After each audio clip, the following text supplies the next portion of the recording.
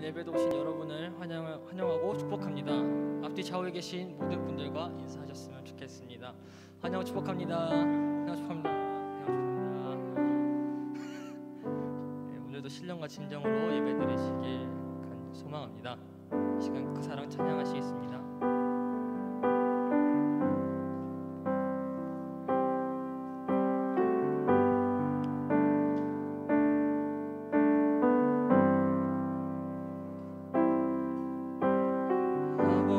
사랑 내가 노래해 아버지 은혜 내가 노래해 그 사랑 변함없으신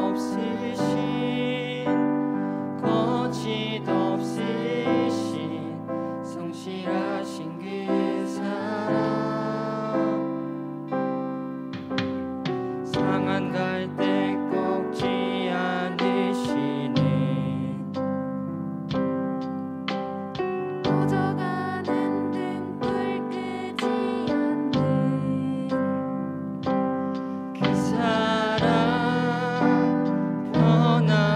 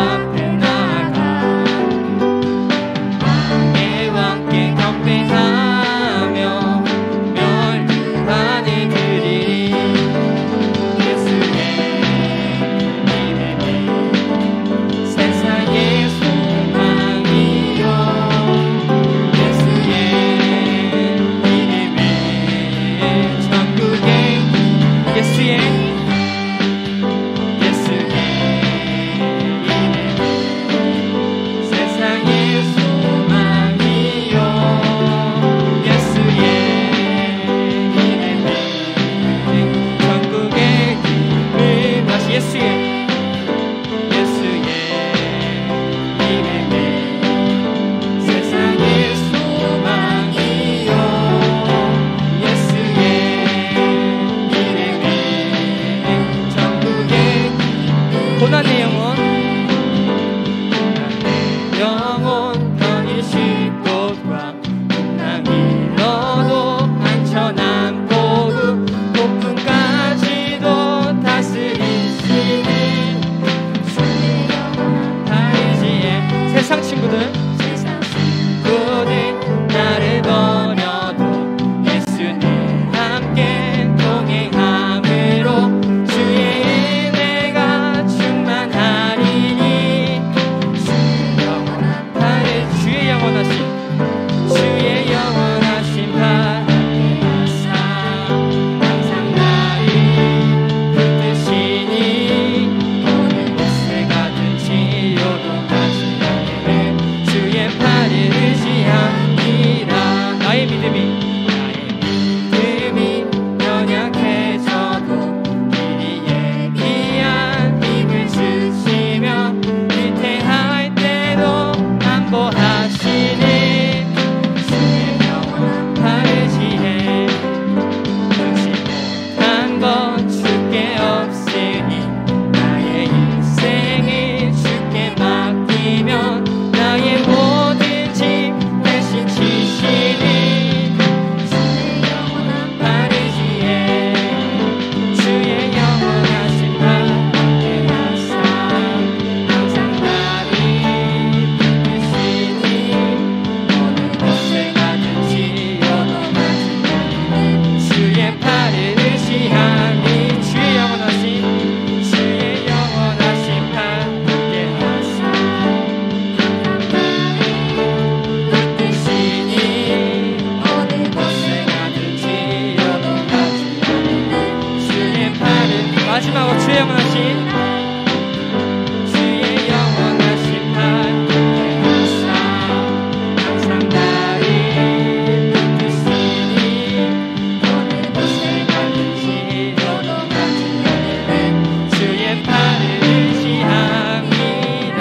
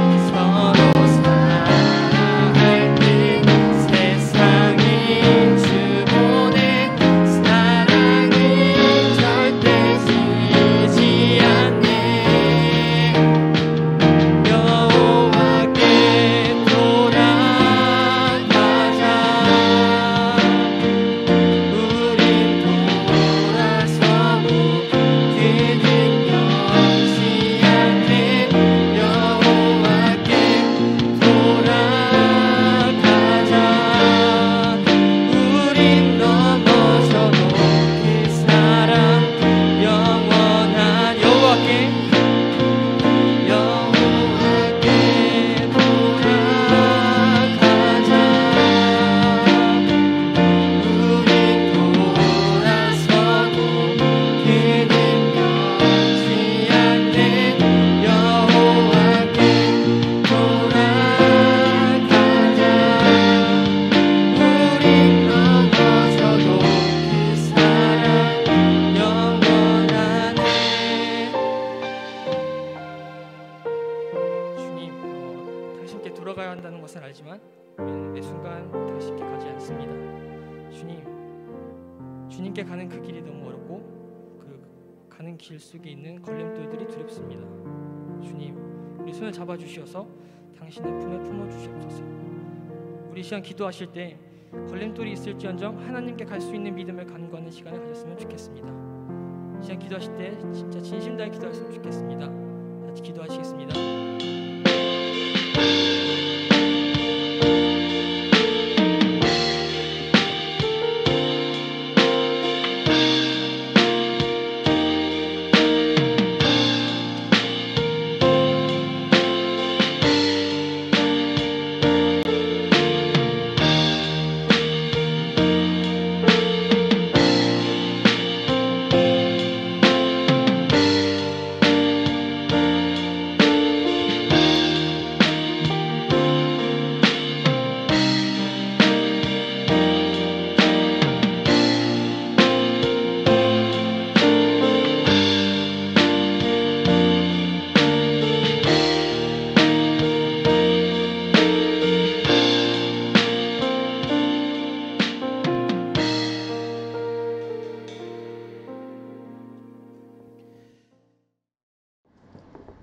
사랑의 주님, 코로나로 힘든 시기 가운데도 저희를 지키시는 주님의 한없는 사랑으로 이 한 주간을 보내게 하시고 저희를 온라인을 통하여서라도 이렇게 예배드릴 수 있게 하심 감사드립니다.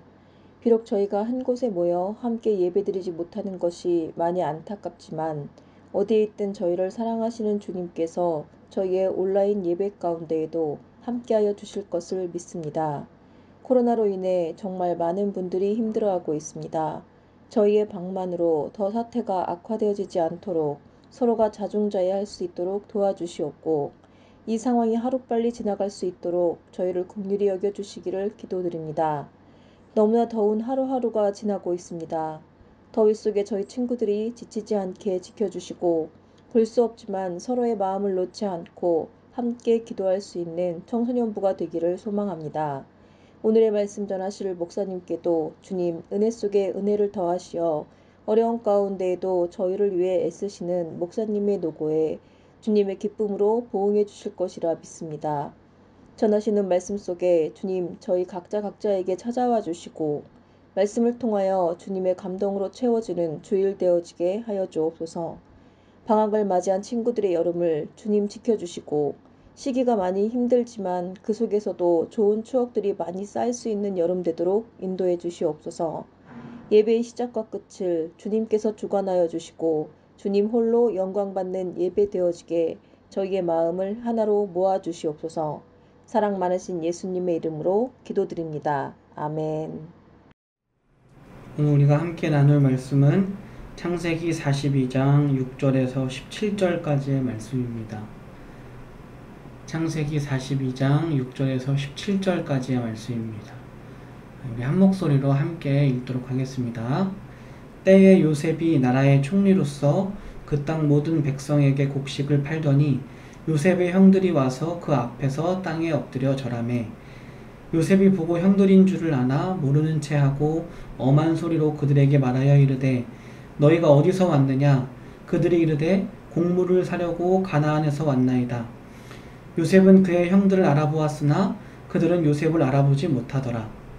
요셉이 그들에게 대하여 꾼 꿈을 생각하고 그들에게 이르되 너희는 정탐꾼들이라 이 나라의 틈을 엿보려고 왔느니라. 그들이 그에게 이르되 내 주여 아니니이다. 당신의 종들은 곡물을 사러 왔나이다. 우리는 다 한 사람의 아들로서 확실한 자들이니 당신의 종들은 정탐꾼이 아니니이다. 요셉이 그들에게 이르되 아니라 너희가 이 나라의 틈을 엿보러 왔느니라. 그들이 이르되 당신의 종 우리들은 12 형제로서 가나안 땅 한 사람의 아들들이라. 막내 아들은 오늘 아버지와 함께 있고 또 하나는 없어졌나이다. 요셉이 그들에게 이르되 내가 너희에게 이르기를 너희는 정탐꾼들이라 한 말이 이것이니라. 너희는 이같이 하여 너희 진실함을 증명할 것이라. 바로의 생명으로 맹세하노니 너희 막내 아우가 여기 오지 아니하면 너희가 여기서 나가지 못하리라. 너희 중 하나를 보내어 너희 아우를 데려오게 하고 너희는 갇혀 있으라. 내가 너희의 말을 시험하여 너희 중에 진실이 있는지 보리라.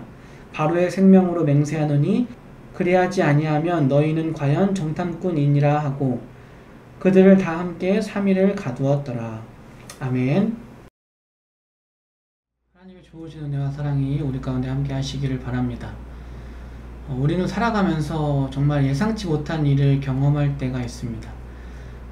예상치 못한 일이 좋은 일이면 상관이 없는데 예상치 못한 일은 늘 좋은 일이 아닐 때가 더 많은 것 같아요. 그렇게 우리가 원하지 않는 안 좋은 일을 만날 때 우리는 그 일을 어떻게 받아들일 수 있을까요? 그냥 묵묵히 견딜 수도 있고 그 일에 대한 적절한 해결 방법을 찾아서 고민할 수도 있을 거예요. 그런데 어떤 때는 정말 방법이 없어 보이는 그런 답답한 일을 만나기도 합니다. 오늘 본문에 나오는 요셉의 형들은 전혀 예상하지 못했던 일을 겪고 있어요. 요셉이 해몽했던 대로 그동안의 모든 풍년을 잊어버릴 만큼의 아주 극심한 흉년이 찾아왔어요. 그리고 이 흉년은 단순히 애굽에만 있었던 일은 아니었어요. 야곱의 가족들이 살고 있던 가나안에도 흉년이 들어서 먹을 것이 없게 되었어요. 걱정하던 야곱은 애굽에는 이제 소식이 있다는 소식을 듣고 곡식을 구하기 위해서 아들들을 애굽으로 보냅니다. 근데 야곱은 11명의 아들 중에 10명의 아들만을 보냈어요.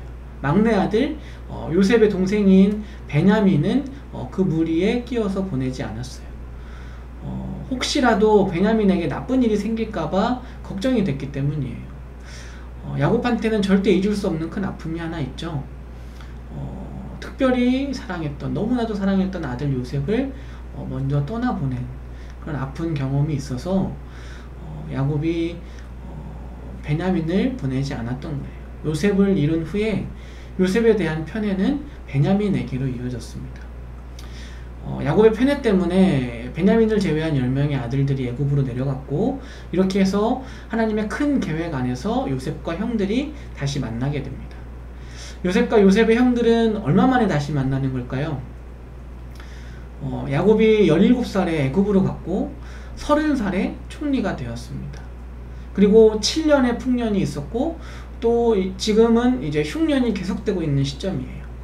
창세기 45장에 보면은 요셉이 지금 2년째 흉년이 지났고 앞으로 5년의 흉년이 더 남았다라고 이야기하는 부분이 있는데 조금 차이가 있을 수는 있지만 대략해서 계산을 하면 요셉은 22년 만에 형들을 만나게 된 거예요. 22년 만에 이루어진 만남에서 요셉의 형들이 곡식을 팔고 있는 요셉에게 와서 엎드려 절합니다. 요셉은 형들을 알아봤어요. 자기 앞에 이렇게 엎드려서 절하고 있는 형들을 보는 그 요셉의 마음은 어땠을까요? 자기를 죽이려고 했고 또 매정하게 노예로 팔아버렸던 형들, 그 고생했던 시간들이 막 떠오르면서 마음에 미움과 원망이 있지 않았을까요? 또 동시에 형제로서 느끼는 그 오랜만에 가족을 만난 그 애틋함, 그리고 형들을 좀 이제 불쌍하게 느끼는 그런 긍휼의 마음도 요셉한테 있었을 거예요. 그래서 참 복잡한 감정을 느꼈을 것 같아요. 근데 형들은 요셉을 알아보지 못했어요. 20년이 넘는 시간이 지났고 요셉은 완전히 다른 사람이 되어 있었기 때문에 형들이 요셉을 알아보지 못했던 것 같아요. 형들이 보기에 그냥 지금 요셉은 애굽 사람이었어요. 애굽 사람의 머리 모양을 하고 있고 애굽 사람들이 입는 옷을 입고 있고 그들의 말을 하고 있었고 무엇보다 노예로 팔려갔던 요셉이 애굽의 총리가 된다는 건 상상도 할 수 없는 일이잖아요. 알아보지 못하는 게 당연했던 것 같아요. 요셉은 그런 형들을 모른 척하고 형들을 거칠고 엄하게 애굽을 엿보려고 온 정탐꾼이라고 막 몰아세우기 시작했어요. 곡식을 구하러 왔다가 뜻하지 않은 상황을 만난 형들은 엄청나게 당황을 합니다. 애굽의 총리가 정탐꾼이라고 이야기하는데 어떻게 해요? 애굽의 총리는 말 한마디로 거기 있는 모든 사람들을 정말 처형할 수 있는 그런 사람이었어요. 아무리 아니라고 사실을 이야기해도 애굽의 총리가 아니라고 하면 어쩔 수 없는 거예요. 그래서 형들은 이렇게 이야기합니다. 우리는 다 한 사람의 아들들로서 확실한 자들이니 당신의 종들은 정탐꾼이 아니니이다. 여기 확실한 자라는 말은 정직한 자라는 의미예요. 형들은 지금 요셉 앞에서 자신을 거짓말하지 않는 자라고 이야기하고 있는 거예요. 재밌지 않나요? 근데 형들이 아무리 엎드려서 아니라고 막 하고 설득해도 그게 먹히지가 않습니다. 요셉은 형들에게 정탐꾼이 아니라는 것을 증명하기 위해서는 딱 한 가지 방법밖에 없다라고 이야기를 합니다. 오늘 본문 말씀 15절 말씀인데 목사님이 읽어줄게요. 너희는 이같이 하여 너희의 진실함을 증명할 것이라 바로의 생명으로 맹세하노니 너희 막내 아우가 여기 오지 아니하면 너희가 여기서 나가지 못하리라. 그들의 말이 참인지 거짓인지 증명하는 방법은 막내 동생을 데리고 오는 것밖에 없었어요. 정탐꾼이 아니라는 것을 증명하려면 막내 동생을 데리고 와라 라고 말하는 게 참 좀 억지스러운 주장 같지만 그게 그렇게 또 억지스러운 주장은 아니에요. 왜냐면 당시에 다른 나라를 정탐하는 게 흔한 일이었거든요. 그리고 지금 이 상황은 극심한 흉년의 때예요.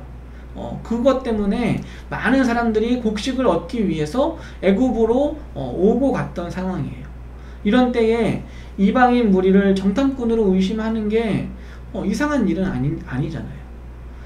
그래서 요셉은 그들의 말대로 정말 그들이 한 아버지의 자식들이라면 그것을 증명하기 위해서 집에 있는 막내 동생을 데리고 와라 라고 이야기한 거예요. 이곳에 오지 않은 동생이 있다는 말이 사실이면 정탐꾼이 아니라는 말도 사실이 되기 때문이에요. 그러면서 요셉은 형들을 3일 동안 감옥에 가뒀어요. 형들은 감옥에 있으면서 참 많은 생각이 들었을 거예요. 특히 형들은 요셉을 노예로 판 일을 많이 생각했던 것 같아요. 창세기 42장 21절 말씀이 이렇게 이야기하고 있거든요. 목사님이 읽어줄게요. 그들이 서로 말하되 우리가 아우의 일로 말미암아 범죄하였도다. 그가 우리에게 애걸할 때에 그 마음의 괴로움을 보고도 듣지 아니하였으므로 이 괴로움이 우리에게 임하도다. 형들은 요셉에게 했던 일을 후회하면서 괴로워했어요. 근데 요셉이 이 말을 다 듣고 있었습니다. 형들은 총리가 애굽 사람이라고 생각했기 때문에 당연히 애굽 사람이었기 때문에 마음 놓고 자기들의 언어로 자신들의 언어로 그 마음에 있는 두려움과 죄책감을 다 이야기했는데 요셉은 그 형들의 말을 다 듣고 그 말들을 이해할 수 있었어요. 형들의 대화를 듣고 있던 요셉은 그 형들의 대화를 들으면서 갑자기 막 지난날의 서러움, 슬픔, 막 그런 복잡 미묘한 감정들이 막 이렇게 북받쳐 올랐던 것 같아요. 그래서 잠시 자리를 떠나서 형들이 보이지 않는 곳으로 가서 막 한참을 울고 그 다음에 이제 형들에게 돌아옵니다. 그리고 형들에게 돌아온 요셉은 형 중에 한 명인 시므온을 끌어내서 결박합니다. 이렇게 10명 중에 시므온만 애굽에 남겨지고 9명이 각자 이제 곡식이 담긴 자루를 가지고 가나안으로 돌아가는데 한참을 가던 중에 이제 자루를 한번 확인을 해봤어요. 근데 그 자루를 봤더니 자루에 곡식을 사면서 냈던 돈이랑 자루랑 그 자루에 곡식이랑 같이 들어있는 거예요. 이 일은 형들을 더 두렵게 만들었어요. 왜냐면 정탐꾼으로 몰리고 있는 상황에서 돈을 내지 않고 곡식을 훔쳤다라는 죄목까지 추가될 수 있었기 때문이에요. 일이 이렇게 되자 그들은 이런 고백을 하게 됩니다. 그들이 혼이 나서 떨며 서로 돌아보며 말하되 하나님이 어찌하여 이런 일을 우리에게 행하셨는가. 형들은 이 일이 하나님이 하신 일이라고 고백하면서 지금 자신들이 겪고 있는 그 일을 동생에게 저지른 죄, 해결하지 않은 그 죄에 대한 결과로 받아들이는 거예요. 집으로 돌아온 형들은 다음 애굽으로 갈 때 시므온을 구하려면 베냐민을 데려가야 합니다 라고 아버지한테 이야기를 했는데 아버지인 야곱이 반대했어요. 야곱은 내가 이미 요셉을 잃었고 시므온도 없어진 이 상황에 너네는 베냐민까지 나에게서 뺏어가려고 하냐? 라고 말하면서 엄청나게 괴로워했어요. 야곱의 반대에 부딪힌 형들은 이러지도 못하고 저러지도 못하는 상황에 놓였습니다. 애굽에 가려면 베냐민이 꼭 있어야 돼요. 하지만 야곱은 베냐민을 데리고 가는 것을 허락하지 않아요. 그렇다고 애굽에 가지 않으면 시므온을 구할 수가 없어요. 참 어려운 상황인데 어떻게 하면 좋을까요? 이 다음 상황은 다음 주에 알아보도록 하겠습니다. 오늘 본문에서 형들과 요셉의 입장이 완전히 바뀌게 됐어요. 괴로움을 당했던 자가 괴로움을 주는 자가 되었고 감옥에 갇혔던 자가 감옥에 가두는 자가 되었어요. 그렇다면 요셉은 지금 형들에게 복수하고 있는 걸까요? 아닙니다. 요셉은 오늘 본문 16절에서 형들에게 이렇게 이야기해요. 내가 너희의 말을 시험하여 너희 중에 진실이 있는지 보리라. 요셉은 형들을 시험하고 있는 거예요. 형들이 자신들의 죄를 깨닫고 돌이키도록 하는 거예요. 요셉이 형들을 시험한 결과 형들은 자신을 돌아보게 되었고 하나님께서 자신의 죄를 다루고 계심을 깨닫게 되었어요. 만약 요셉이 이렇게 시험하는 과정 없이 형들을 보자마자 바로 용서해주고 받아주었다면 형들 입장에서는 요셉이 정말 자신을 용서했는지 확신하기 어려웠을 거고 또 갑자기 언제 또 요셉의 마음이 바뀔까 좀 두려웠을 거예요. 그리고 또 요셉의 입장에서도 형들을 믿지 못했을 거예요. 이 형들이 진짜로 뉘우치고 있는 건지 자기 잘못을 인정한 건지 믿지 못했을 거예요. 결국 그렇게 그냥 이런 과정 없이 받아들였다면 용서해줬다면 요셉의 형들의 관계가 온전히 회복되기나 발전되기가 어려웠을 거예요. 죄 때문에 깨진 관계는 그냥 회복되고 그냥 괜찮아지는 것이 아니에요. 반드시 그에 대한 대가가 필요하고 회개와 용서의 과정이 있어야 합니다. 회개와 용서의 과정이 있을 때 그 관계가 온전히 회복될 수 있는 거예요. 이것은 하나님과 우리의 관계에서도 마찬가지예요. 그래서 예수님이 그 모든 대가를 치르셨고 우리가 회개함으로 돌이킬 때 하나님의 용서하심을 우리가 온전히 누릴 수 있는 것입니다. 그러면 우리에게 이제 이런 질문이 남는 것 같아요. 요셉의 형들처럼 어려운 일을 만났을 때 우리가 어떻게 해야 할까요? 요셉의 형들처럼 그 어려운 일을 우리가 죄를 지었기 때문에 받는 결과다라고 우리가 받아들여야 할까요? 우리가 가장 우선적으로 생각해야 할 것은 우리가 경험하는 모든 일들, 어려운 일들을 포함해서 그 모든 일들은 하나님의 허락하심 가운데 일어나는 일이라는 거예요. 그 어떤 일도 하나님의 허락하심을 벗어나는 일은 결코 없습니다. 우리는 하나님의 선하신 계획 속에서 살아가고 있어요. 그렇기 때문에 우리는 어떤 일을 만나든지 그 일을 통해서 하나님의 선하심과 도우심을 기대할 수 있는 거예요. 다음으로 우리가 생각할 것은 내가 당한 어려운 일이 항상 내가 지은 죄 때문에 나의 죄에 대한 결과로 일어나는 것이 아니라는 거예요. 죄를 지을 때마다 하나님이 우리를 벌하신다면 우리는 살아갈 수 없을 거예요. 하지만 분명한 것은 어떤 죄에 대해서는 하나님은 징계를 하시고 뿌린 대로 거두게 하신다는 거예요. 그래서 우리는 내가 당하는 모든 일들을 통해서 나에게 일어나는 모든 일들을 통해서 우리 자신을 돌아봐야 돼요. 어려운 일을 당할 때 하나님이 이 모든 일을 우리에게 허락하신 이름을 기억하고 하나님의 선하심과 도우심을 기억할 뿐만 아니라 나의 죄를 돌아보면서 우리가 회개할 부분이 있는지 점검해 보는 거예요. 그 어려운 일들이 우리에게 일어나는 일들이 나의 죄로 인한 결과가 아니더라도 그렇게 나 자신을 돌아보는 거는 우리에게 유익한 일이고 꼭 필요한 일이에요. 그리고 여기서 한 가지를 더 덧붙이자면 그런 과정은 늘 자신에 대한 것이어야만 해요. 다른 사람이 겪은 일에 대해서 다른 사람이 경험하고 있는 일에 대해서 함부로 그것을 비판하거나 판단해서는 안 돼요. 그렇게 한다면 우리는 욥의 친구들과 같이 하는 것이고 바리새인이 되는 거예요. 어려운 일을 당할 때 자기의 점검은 항상 나에 대한 것이어야 해요. 다른 사람을 향한 것이 되면 안 돼요. 사람은 잘못도 하고 실수하기도 하고 또 죄를 지으면서 살아가기도 합니다. 하지만 모든 사람들이 다 그 잘못을 회개하고 반성하고 죄에서 돌이키는 것은 아니에요. 정말 복된 사람은 하나님이 기회를 주시고 은혜를 베푸실 때 자신의 죄를 깨닫고 돌이키는 사람이에요.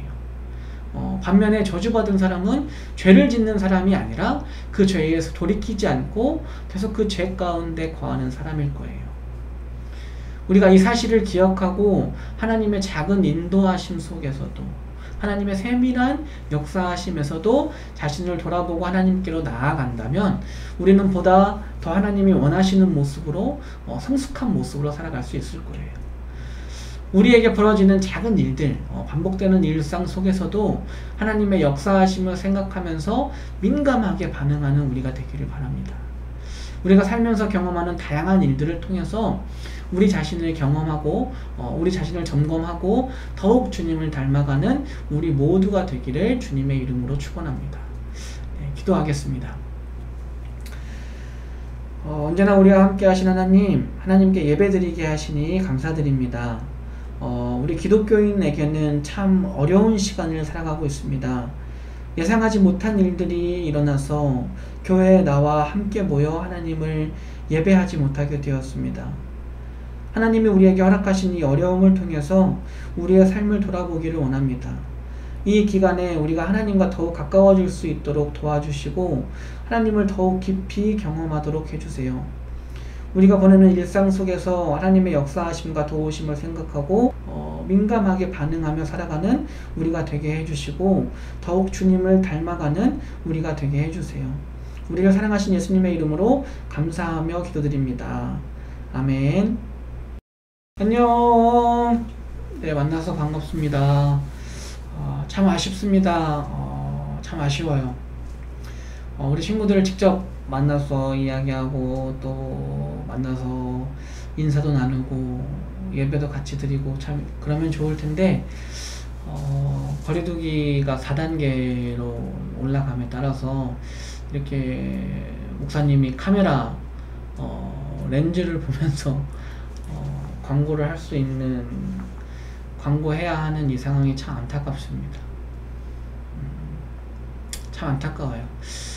그래도 네, 우리 좀 밝게 목사님이 광고 드리도록 하겠습니다.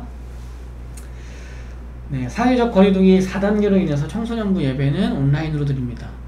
우리 청소년부 예배 시간인 주일 11시에 맞춰서 우리 친구들, 선생님들이 함께 예배해 주시기를 바랍니다. 네, 헌금은 아래 교회 계좌로 지금 나가고 있죠? 네, 헌금은 아래 교회 계좌로 온라인으로 입금해 주시면 됩니다. 네, 사회적 거리두기 단계가 4단계로 올라감에 따라서 우리 성악교회 교인 모두가 함께 더욱 기도하자라는 취지로 광야의 기도와 111 기도 운동이 진행 중입니다. 광야의 기도는 교회 홈페이지를 통해서 작성할 수 있는데요. 광야의 기도는 익명으로 게시되니까요. 또 짧게 기도해도 되니까, 짧게 작성해도 되니까 네, 함께 참여해 주시기를 바랍니다. 111 기도운동은 일주일에 한 번 이상 교회 앞에 와서 교회와 나라를 위해서 1분 이상 기도하고 준비된 스티커를 붙이는 네, 기도운동입니다. 네, 교회 입구에 오셔서요, 현수막으로 시편과 기도문을 적어놨으니까 교회 입구에 오셔서 네, 현수막에 적혀있는 시편과 기도를 읽고 교회와 나라를 위해서 짧게 기도하고 네, 준비된 스티커를 스티커판에 붙여주시면 됩니다. 광야의 기도와 111 기도 운동은 다른 사람에게 보여주려고 하는 캠페인이 아니에요. 우리가 기도하는 모습을 통해서 광야의 기도에 올라와진 우리 기도문, 그리고 111 기도 운동을 하는 그 모습을 통해서 주저하고 있을 믿음이 약간 다른 사람들에게 용기를 주고 이 어려운 때에 함께 기도로 이겨나가자 라고 그 사람들을 독려할 수 있기 때문에 목사님이나 선생님들이 또 다른 분들이 계속해서 강조하고 참여해달라고 부탁하는 거예요. 광야의 기도와 111 기도 운동에 꼭 참여해 주시기를 바랍니다. 네, 그리고 청소년부 예배드리는 모습을 사진으로 찍어서 선생님 혹은 목사님한테 보내주시기를 바랍니다. 인증샷을 보내주시는 분들에게는 네, 작은 선물을 드리도록 하겠습니다. 너무 기대하지는 마시고 진짜 작은 선물이에요. 작은 선물 드리도록 하겠습니다. 네, 이상 광고 말씀드렸습니다.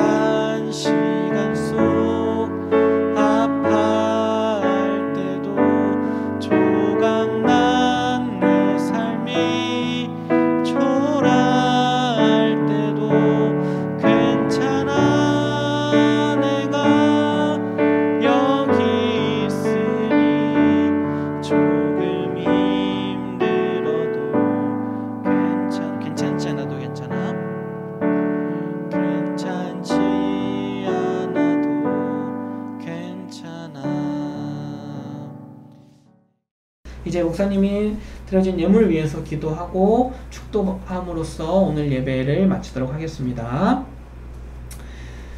언제나 우리와 함께 하시며 우리를 돌보시는 능력의 하나님, 오늘도 주님 전에 나와서 예배하게 하시니 감사합니다. 우리에게 맡겨주신 것들에 감사하면서 우리가 하나님께 예물을 드립니다.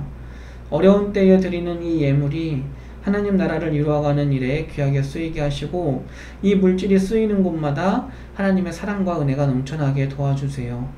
우리 모두가 하나님을 더욱 사랑하게 하시고 돈과 재물이 아닌 하나님을 우선순위에 두고 하나님만 바라보며 살아가는 우리가 되게 해주세요.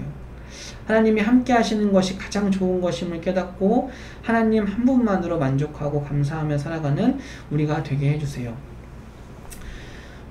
이제는 우리 주 예수 그리스도의 크신 은혜와 하나님 아버지의 영원하신 사랑하심과 성령님의 인도하심과 함께하심이 어려움 속에서 하나님의 역사하심과 도우심을 생각하고 더욱 민감하게 반응하며 더욱 주님을 닮아가는 삶을 살아갈 사랑하는 우리 수원성악교회 청소년부 모두 위에 지금으로부터 영원까지 함께 하시기를 간절히 축원하옵나이다. 아멘.